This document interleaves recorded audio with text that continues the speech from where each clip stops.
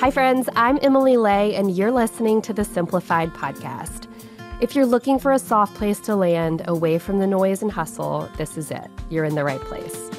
Every week, I invite you to slow down and join me to explore practical ways to navigate the complicated parts of life so you can focus on what really matters most. At Simplified, we have been spending the whole month of January nourishing different parts of our lives that bring joy to our well-being. That's especially true when it comes to our friendships, because connecting with friends is so good for our souls. If you want to make friendship a more intentional part of your life this year, then you need to check out our brand new Friendship Workbook. It's packed with questions and ideas on how you can find and be a better friend this year. That's something so many of us want for ourselves. You can find the Friendship Workbook and the rest of our brand new workbook collection over at emilylay.com. Hi, guys. All right. Can I be honest with you for a second? Sometimes it's hard for me to get out of bed in the morning. Not every morning, but just some. It usually happens when I wake up and think about all the things I have to do, and they have to get done right now, as soon as I get up, and I have to do them all perfectly. That's what it's like to be a recovering perfectionist. Sometimes you revert back without even knowing it, without giving yourself grace, without reassessing if there's actually enough time in the day to do everything on your list, let alone do it perfectly. Sometimes there are whole seasons of my life when I wake up with anxiety.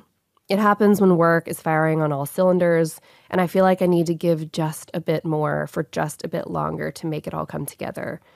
I usually tell myself it'll slow down in a couple weeks, but until then, I need to keep pushing forward. These anxious mornings also happen when I notice someone I love is having a problem. Whether it's the kids, or Brian, or a friend, I'll throw 110% at the problem to make sure it gets fixed, because that's me. I'm a fixer. It's how I roll. When I decide I'm going to do something, I take it by the horns and I do it all the way. It's a tendency that has served me well throughout my life, but not in every single situation. Because here's a little secret. Trying harder doesn't always work. And it pains me to say this, but it is very much true. There might be a small part of you that sees yourself in my situation. You work so hard at home and at work and in all of your relationships. But try as you might, all of your work doesn't seem to add up. It doesn't seem like everything is coming together. I know how that feels. It's frustrating. It's tiring. It's depressing. Like nothing you're doing is making a dent. You might think, I don't remember feeling like this when I was younger. And you're right, you probably didn't. When you were a child, you probably lived in a home where your role was clearly defined. You were the kid. Your job was to go to school, get good grades, be kind to others, come home, do your chores and your homework, go to bed at a reasonable hour. Someone was there to take care of you, set limits for you, and decide what was best for you. Someone held the ultimate veto power over your yeses and nos. But then you grew up. And gradually, the ties that bound you to your identity as a kid began to fade away. And you took on new roles: employee, partner, parent, grown-up friend with responsibilities. You may have had good role models in each of these areas when you were growing up, but now the choices for how to handle these relationships and figuring out what your job is in each of these relationships is up to you. And sometimes figuring out what your responsibilities are to others can be a little bit tricky, especially if you let someone else make those decisions for you. It works when you're a kid to an extent, but it doesn't quite work the same when you're an adult. When you're an adult, you might feel obligated to be there for someone else whenever they need you. See if this sounds familiar. Maybe you're settled in for a relaxing night with a glass of wine and a good book when your phone won't stop blowing up. It's your friend, and she is asking for advice on a work issue she's been dealing with for the past few months. She wants to rehash it again. You decide to put your relaxing night on pause and pick up the phone because you want to be a good friend. Or maybe your boss comes to you with a new project, and the deadline is something you're pretty sure you can't meet on time. But you accept the project anyway without voicing any of your concerns, because she's your boss, right? Or maybe your kid comes to you one night after dinner and casually says that the school bake sale is tomorrow, and that they promised you would bring 100 homemade cupcakes to school. Or maybe you and your partner haven't had a date night in a while, and you'd like to spend some time together, just the two of you, but when you ask him if he wants to go out this weekend, he says he's so busy with work and maybe you two could go out when everything slows down in a few months. What do you think? Any of that sound familiar?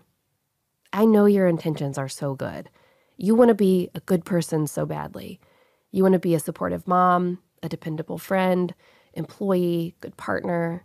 But if you ever find yourself in these situations, in the heat of the moment, you may not realize in that saying yes when you don't want to, or letting someone else blow off your request for care is letting someone else dictate how you live your life. And you start equating being a good person with being a doormat. It's not fun to hand your life away. It's not fun to give your agency over to other people. In order to be a healthy and content person, you have to have a clearly defined idea of what your role is in your relationships and what you're actually willing and capable to contribute to each of them. Because when you define who you are and what you're responsible for, you have a much better idea of how to engage in thoughtful, meaningful ways with others. You have relationships that are filled with integrity because you know you're giving your best yes. You know you can keep your word. You know that you can perform a task or help someone out because you are willing and able to do so, not because you feel obligated. In all honesty, it's not kind to say yes to someone when you feel resentful. It's not honest to say yes to something when you're not sure you're up to the task. And it's detrimental to your physical and mental well-being if you take responsibility for things that are not yours to be responsible for. That's one way you can reach burnout rather quickly. I don't know if you need to hear this today, but sometimes I do. It's not your job to solve every problem, and you are not a burden for having your own needs. There are so many ways to juggle your responsibilities that don't involve running away. You don't have to hide or have a pit in your stomach because you feel like you have to do it all, and you have to do it all alone, and you have to do it all perfectly. You can choose to move through the world differently. You can choose to move forward with better boundaries. It sounds like a paradox, right? The way to be less rigid is to be more rigid. But weirdly, that's how boundaries work. On the surface, having boundaries sounds like something a mean person with trust issues has to deal with. Ironically, that's the exact opposite way that boundaries work in your life. Think about where you live right now. Whether you have an apartment that's separated from others by walls, or a house with a property line that separates you from your neighbors, those boundaries clearly define your space as your own. They show you what's yours and what isn't. And think about how much easier it is to care for your space when you know what's yours. You know exactly how much of the yard to mow. You know exactly which hedges to trim and how much space you have available to decorate with flower pots and stepping stones, and even lawn gnomes if you're into that sort of thing. You know exactly how many resources you need and how to use them. Now think about what would happen if you tried to care for a yard where you weren't quite sure where the boundaries were. You'd constantly be questioning how much to mow. You'd probably spend time mowing grass you didn't need to. You'd be questioning where to plant flower beds and how much time you'd spend weeding in the spring. Maintaining that yard would just be harder. You'd constantly wonder if you're doing enough. That is kind of how boundaries work in our personal lives. One of my favorite Instagram follows is Nadra Tawwab. She's a therapist who teaches the internet about how to have healthy boundaries. I really love her definition of boundaries. She says, boundaries are expectations and needs that help you feel safe and comfortable in your relationships. Wow. Think about that for a second. How much of your anxiety would disappear if you were honest with people about your expectations and needs in a relationship? How would your internal world feel different if you said no when you really wanted to, so that you could give only your best yes to things that mattered most to you? Here's the thing. Women have been trained not to listen to themselves because we've been shown and told that we don't really belong to ourselves. We belong to others. Our bodies are here to nourish other people. If you're a person of faith, you might feel like you need to give other people your time because that's what a good person would do. It's no wonder that so many of us have problems putting boundaries in place. But there's a consequence for that. Our mental well-being suffers. We find it much harder to move through the world with care and contentment for ourselves. Here's a few signs you may need to put some stronger boundaries in your life. You find that you're overwhelmed a lot and that you frequently have more tasks than you can accomplish in a day. You find that you're neglecting your own self-care. Here's a pro tip. Self-care is usually one of the first things to go out the window when healthy boundaries aren't part of your life. You might find that you're avoiding your problems or obligations. You might find yourself feeling resentful a lot because you feel like others expect you to give when you're not able to give. Do you recognize any of those in yourself? I've been guilty of all of them at some point, but let me tell you this. You can set limits and still be a loving person. And as hard as it is, sometimes other people are going to feel pain in your presence. That doesn't mean their problems are your problems to fix. You get to decide who gets your time, your help, and your brain space.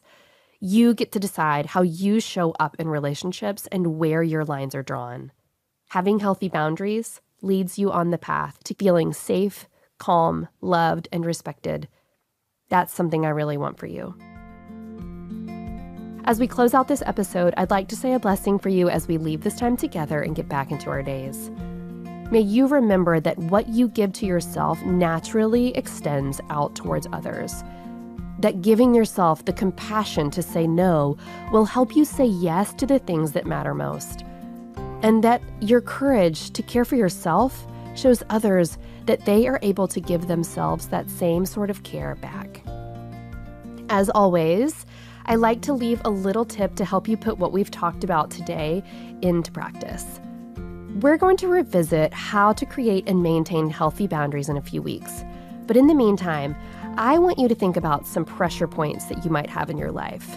They could be at work or in your family or friendships. Are you always struggling to keep up with demands? Maybe your boundaries have a few holes in them. Are you feeling lonely and a bit misunderstood? Maybe your walls are a little too high, and you need to build a gate so people can pass through sometimes. Take a few minutes this week and assess your boundaries. They might be something you want to explore a bit more as you move throughout the new year. Thank you for listening to the Simplified podcast. I hope today's episode helped you feel a little bit calmer as you think about how to make healthy boundaries a priority in your life. You can find show notes for this episode at emilylay.com/podcast, where you can check out links and resources I mentioned here and shop the Simplified brand of planners and products. Plus, for more simplicity tips, you can find me on Instagram at emilylay and at Simplified. And I don't know if you've heard the news, but I have written my first children's book. It is called You're Always Enough, and it's a sweet book to remind kids that they are special and loved not for what they do, but for who they are. You can pre-order You're Always Enough from your favorite book retailer today. And one more thing, if you've been enjoying this show, I hope you'll tell me in a review on your favorite podcast provider. This is a small way you can help the show find its way to other people who might enjoy it. I read every single review, and if you've already left one, I am so grateful. You guys are the best community I could ask for. Until next time, thank you so much for listening. Bye.